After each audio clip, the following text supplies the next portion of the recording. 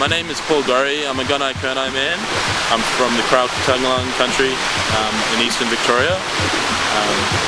Currently living on Wurundjeri country in Carlton. I'd like to acknowledge the traditional owners of the land that we're up on today, the Boonwurrung and the Wurundjeri people of the Kulin Nations, and respect the elders past and present, and pay my respects to any Aboriginal and Torres Strait Islander people that are here today. Thank you. SEED is Australia's first Indigenous Youth Climate Network. We are Aboriginal and Torres Strait Islander young people working together to fight fossil fuel extraction and work with traditional owners around protecting country. Before now, there used to be things like, the stolen generations, land rights, like the other things that our people were fighting for and struggling over. Not saying that we're not struggling over that anymore, we still are. But this is the big one that we have to, it's a big responsibility now.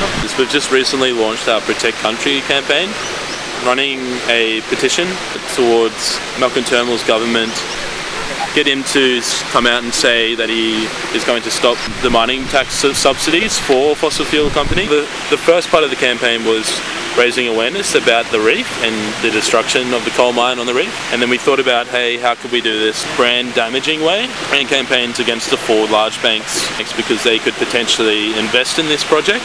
If they were to invest in this project, the emissions made from building this coal mine would be the size of Canada alone.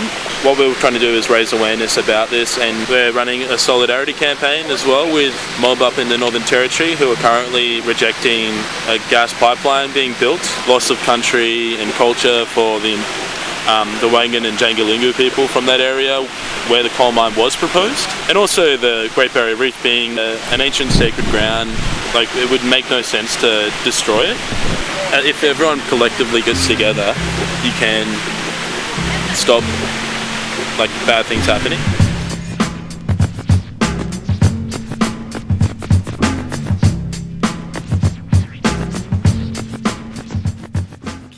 So we stayed on a campsite nearby, just right next to the beach. It's the Newcastle Harbour, and coal ships come in and out 24/7.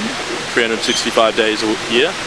We had our own private ceremony, welcome to country ceremony, with an auntie that was local. The smoking ceremony happening, and got ready, and we were all painted up, ready to go into formation, holding banners, and we all marched down to the beach.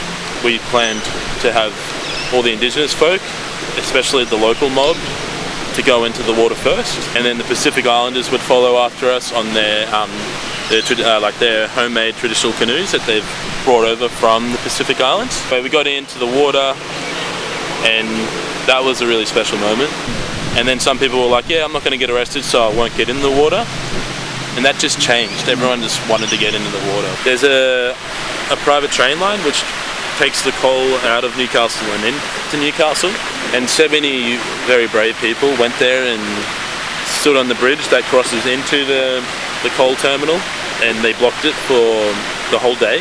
There was 70 of them. They all got arrested. They started chatting to, and this police officer started crying because they chose the pathway of becoming a police officer instead of a musician. Really brave of those guys to do that and put their bodies on the line. If there was to be a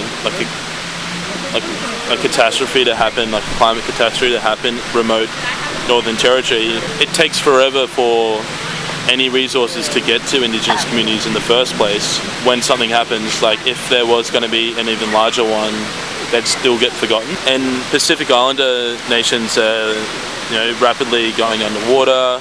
Some are in the fear that they could go underwater soon. It's more than just the loss of land. It's the loss of culture and people having to move as well. Yeah. Climate change is like an extra issue on top of already existing issues.